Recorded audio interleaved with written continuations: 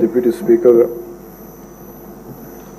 ఈరోజు ఎన్నికైన శ్రీ కనుమూరి రఘురామకృష్ణరాజు గారికి మనస్ఫూర్తిగా నా శుభాకాంక్షలు తెలియజేస్తాను.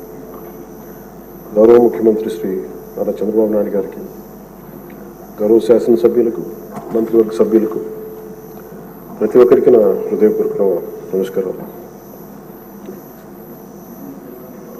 గత 5 సంవత్సరాల కాలంలో కానీ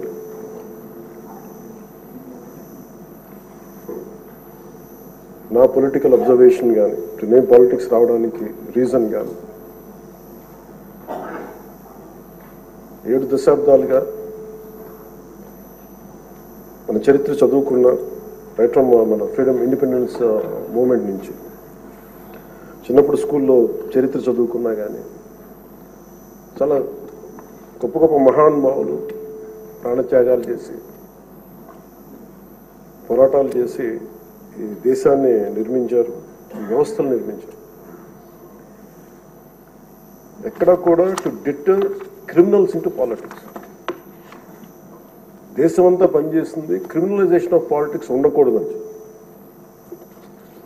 కానీ దురదృష్టవశాత్తు 14లో ఒకసారి రావడానికి ప్రయత్నం చేస్తే అలాంటి వ్యక్తుల సమూహాన్ని నిలువరించాం.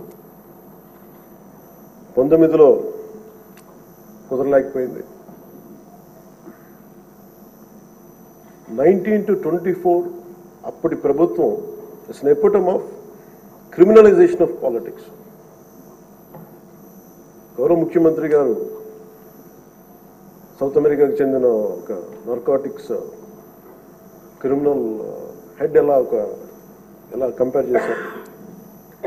క్రిమినల్ మైండ్ సెట్తో ఉన్న వ్యక్తులు కనుక రాజ్యాన్ని వెళ్తే వాళ్ళు దేనికి గౌరవం ఇవ్వరు, వ్యవస్థలకు గౌరవం ఇవ్వరు, రాజ్యాంగ విధానాలకు గౌరవం ఇవ్వరు, ఎవరైనా బలి చేయగలరు.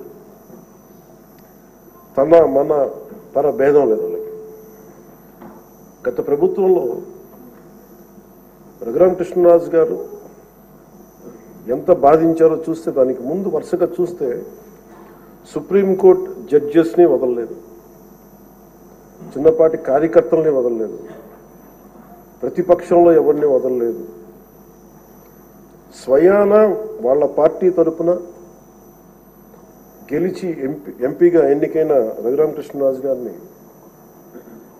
విధానాలతో విభేదించి ఆయన ఎంత ఇబ్బందికి గురి చేశారో, శారీరకంగా, మానసికంగా, అన్ని రకాలుగా.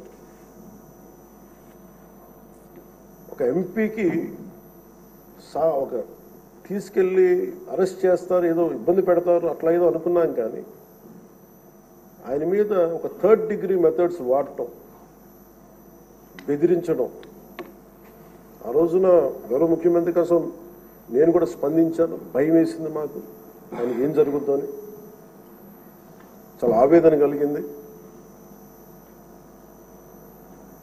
చాలా బలమైన ఇబ్బందులు ఎదుర్కొన్నారు. నాకు నిజంగా ఆ రోజున అనిపించింది, క్రిమినల్స్ కనుక రాజ్యాలు వెళ్తే ఎలా ఉండదు, ఎలా ఎదుర్కోవాలి.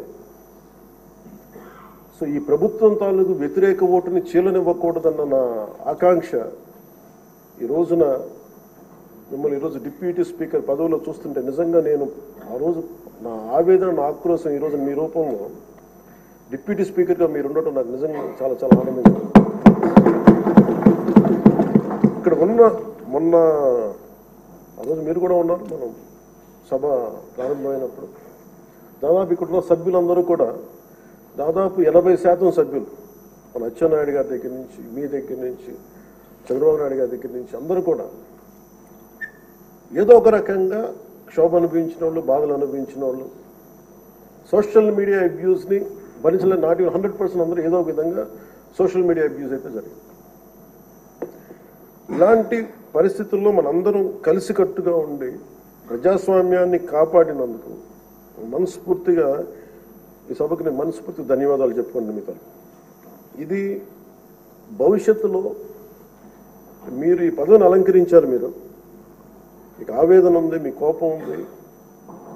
రచ్చబండ కార్యక్రమం ద్వారా మీరు కూడా మాట్లాడాల్సిన అవసరం లేదు. యాక్చువల్లీ మీరు కూడా అలాంటి మీ దగ్గర మాటకి చాలా బలమైన పదును ఉంటుంది, మీ మాటకి హాస్యం ఉంటుంది, గుడ్ సెన్స్ ఆఫ్ హ్యూమర్ ఉంటుంది మీ దగ్గర.